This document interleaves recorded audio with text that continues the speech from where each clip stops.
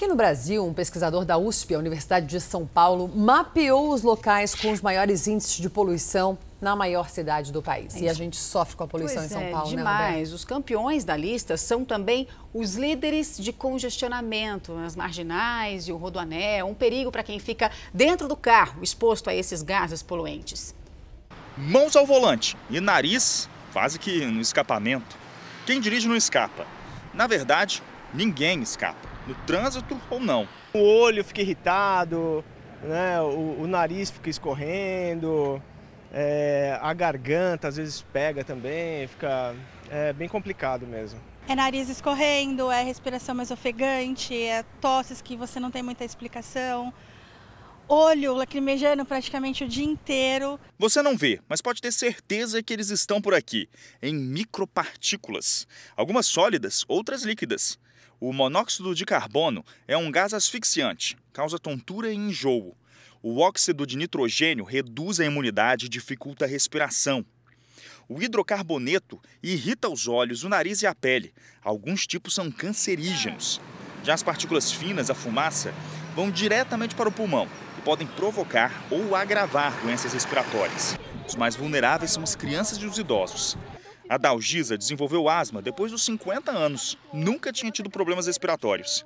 E os médicos deixam claro do que é a culpa. De poluição, né? A primeira associação. Eu ando muito de ônibus, eu acabo estando sempre nas vias muito poluídas, né? Isso sem falar que alguns desses gases formam o ozônio. Em baixa altitude, ele é responsável pelo aumento da temperatura e expõe todos à radiação. E ainda causa riscos de danos à visão e à pele. Em São Paulo, os veículos emitem a maior quantidade de gases nas marginais Tietê e Pinheiros e no Rodoanel. As duas primeiras são campeãs em monóxido de carbono e hidrocarboneto, por causa do número de carros e motos. A última ganha em fumaça e óxido de nitrogênio. A explicação está na maior circulação de caminhões. O pior dia para se respirar é a sexta-feira, e o horário é entre as 6 da tarde e as 8 da noite. Isso foi o que este pesquisador chileno descobriu cruzando os dados de qualidade do ar e tráfego nas principais vias de São Paulo. Os mapas podem servir de base para implementar políticas públicas e até sociais. No geral, nos países em desenvolvimento, não contam com uma ferramenta que permita avaliar o impacto ambiental antes de tomar a decisão. E uma situação bem comum nas grandes metrópoles agrava o problema: os congestionamentos. Aí que ficar freando e acelerando o carro a toda hora aumentam o consumo de combustível e, por consequência, a poluição. Não é à toa que São Paulo é a cidade do Brasil mais poluída pelos automóveis. São 278 mil toneladas de monóxido de carbono por ano. Em 2015, o pesquisador comparou esses dados com os de outras capitais. Rio de Janeiro e Goiânia vêm em seguida, mas com metade da poluição. Recife, por exemplo, recebe uma quantidade quase 6 vezes menor. E os motoristas podem decidir se querem ser os vilões ou os mocinhos dessa história. As pessoas gostam de ir na padaria no carro, né?